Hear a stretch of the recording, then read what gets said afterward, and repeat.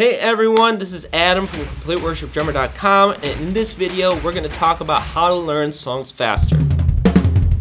As church drummers and worship drummers, many of us don't have the luxury to have months or even a full week to prepare our set lists. So in order to not have to continually overextend yourself, you must be able to learn songs quickly, or you can risk getting burnt out serving your church. This problem is compounded if you're the main drummer at your church, because then you'll never have any break. If you've been following me for a while, you'll already know all about the Sunday Song Trap, but for those of you who don't, this is a phrase I have coined for church drummers who perhaps have begun playing at church too early and they don't yet have the skills to learn songs quickly and efficiently. Those church drummers are stuck in the Sunday Song Trap. Before they know it, all of their prep time and practice time is taken up by working on the songs for services. And notice I say prep time. The prep time you're putting in is going to make you more proficient at playing the songs, sure, but it isn't really going to close the gap on how long it takes you to prepare each week, and learning songs isn't the fastest way to become a better drummer either.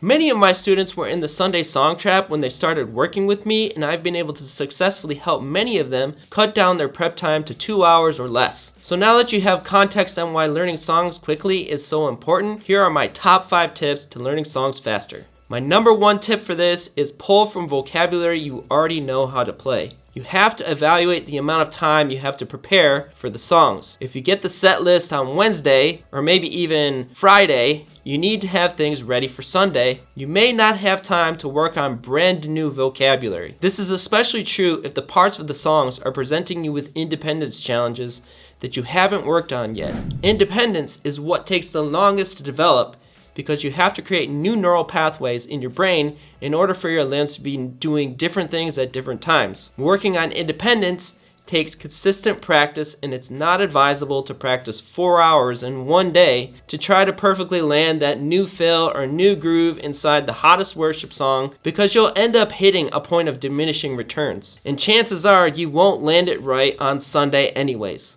We all have a finite amount of mental capacity at the end of the day, and shorter practice sessions over a longer period of time, it's much better for developing things that require independence. Now don't get me wrong, I'm not saying to not strive to eventually be able to play it like they do on the recording, but depending on the level of difficulty from where you're starting, in a lot of cases, 3 days before or 1 day before you have to perform is not ideal to be working on something clearly outside your reach. So while you need to pull from the vocabulary that you already know, your personal practice time should be devoted to learning new vocabulary and developing your independence, so you're not playing the same thing in every single song. And then you'll have the option of playing it like the recording, or playing the songs with your own creative spin on them, because you'll have the raw materials to be able to pull off what they're playing in the recording. That brings me to my next point, which is point number 2, simplify the parts if you need to. Of course, this isn't ideal,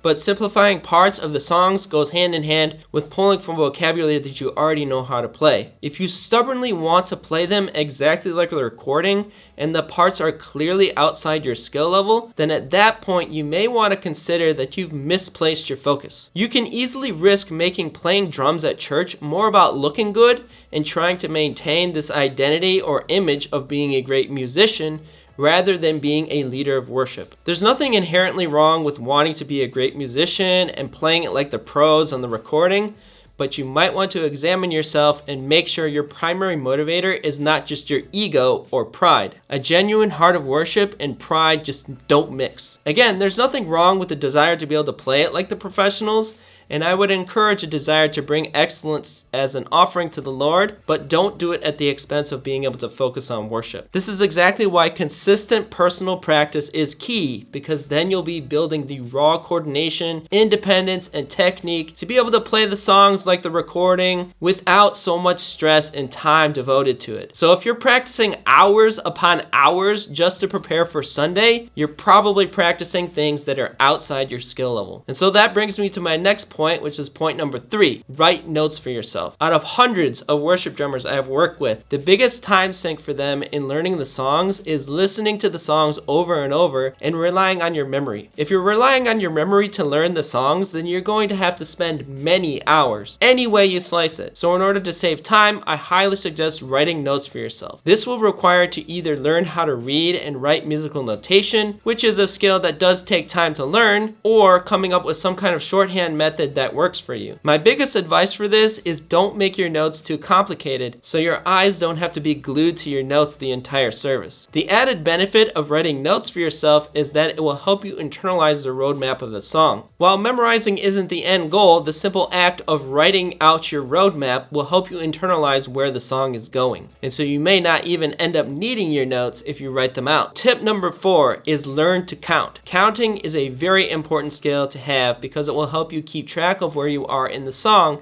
and it will help you map out the song. I know for many drummers it's difficult to count while they are playing, and that's totally normal. Counting is a learned skill just like everything else. If you're just starting out with counting, then it's gonna feel like it takes a lot of mental focus, and you might even be tempted to say things like, oh, I'm more of just a feel it kind of drummer. But if you do it long enough, you'll eventually be able to do it without thinking so hard. Don't ignore this skill just because it's difficult, because the rewards of this skill is totally worth it. It goes far beyond being able to learn songs faster, from being able to land your fills better, play more musically, understanding rhythm better, and the list goes on. And that brings me to my final point, which is learn to read music. When I say learn to read music, I need to make an important distinction. There's a huge difference between learning to read music and striving to become an amazing sight reader. The amount of time and effort it takes to become a great sight reader is much different than learning how to read. I don't think becoming a great sight reader is absolutely necessary in a church drumming context, but I do think becoming a reader is an invaluable skill to becoming a great drummer in general. When you play by ear, it's common to translate things straight from hearing it to playing it, but this is not always possible when you can't even comprehend what is being played. This is when reading helps, because then you can better understand what you're trying to play.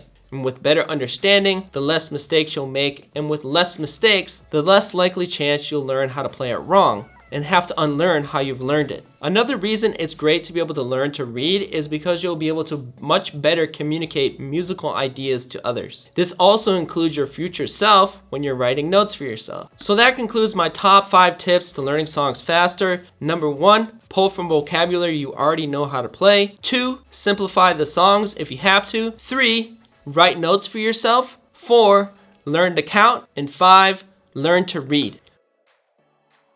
I hope this gives you some insight and some realistic expectations moving forward. At the end of the day, there are 2 things we need to be working on. Of course, you got to prep the songs for Sunday, and then you should also have personal practice time devoted to expanding your vocabulary, coordination, and technique. But I would highly discourage you from trying to do both on a time crunch. I have an entire video on why you should learn to read music and write music as a church drummer, and you can check it out by clicking on the next screen.